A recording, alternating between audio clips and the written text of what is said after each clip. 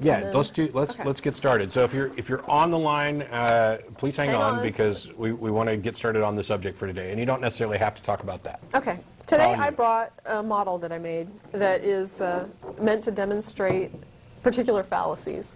And I find it interesting because in my mind this thing demonstrates a load of fallacies. It's not just one. It's like handles a lot of them. And the way these are set up, what they model is, in this jar there is existent dice. Can we get zoomed in a little bit? You can see them. It's a jar with dice inside it. Is there a close-up or is it not working? Okay, and then in the second jar, I have non-existent dice.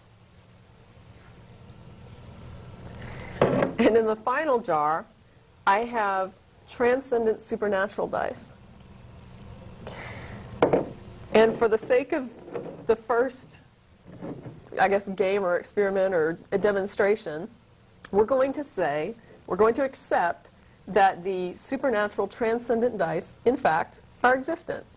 So we're going to say that in this jar are supernatural transcendent dice. In this jar is non-existent dice, and in this jar we have existent dice. I was going to bring a kitchen scale, but I think I can describe that part of it without demonstrating it, and people will understand what I was going to do, which was to take the dice out of the jar, weigh the jar, put the dice back in the jar, weigh the jar, and demonstrate that the die add weight so that they have mass and weight. But you can also see that they reflect light, that we can observe them because they reflect light, and also they make a considerably annoying tonal sound, so that they do make, sound. They are responsible for sound waves when they clink around and hit the jar. So they have some substantial material existence that is fairly well demonstrated, just simply inherently by the dice. And so for the first thing I want to do, I want to put the camera on Matt for just a second. Just on Matt. Okay. And now I want to come back to the jars. Okay. Now I've put the jars all together, and what I want to ask to consider is what we want to do now is separate these things into two groups. We want to separate it into a group of existent items with the assumption that the supernatural transcendent dice exist, and non-existent items, which would be the group with the non-existent dice. Okay. And so my question is, how do we do that?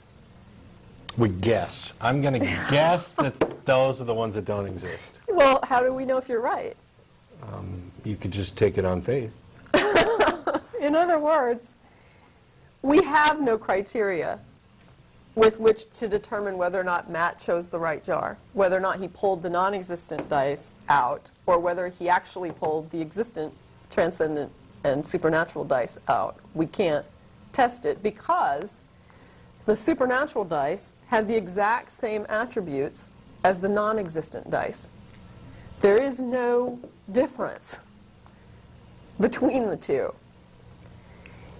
And the problem when we define something as supernatural and transcendent and then we give it all of the same material qualities as nothing in a context of dice, right, we basically eviscerate the term existence and exist because we no longer have any criteria that determines what exists from what does not exist. And so we have to kill the word exist in order to say that supernatural transcendent dice exist. It no longer has meaning because it's no longer discernible from non-existence. So I wanted to just sort of demonstrate that. We've talked about it before on the show, but I wanted to kind of show how it works.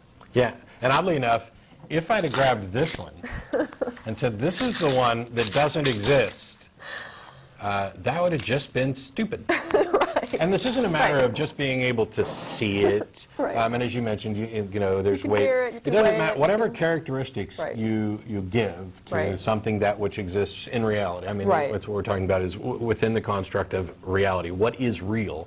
And in part, you could make the argument that maybe one of these contains more molecules of air than that one. And sure. we're unable to discern which one's which right now. Sure. You're correct. and that's a limitation on our ability to discern at this moment, at this table. Right. But in a lab, we could. Right. And then you could say that, well, maybe there's just our inability to discern the difference between a transcendent existent object and a non-existent object is just a limitation of our ability to discern.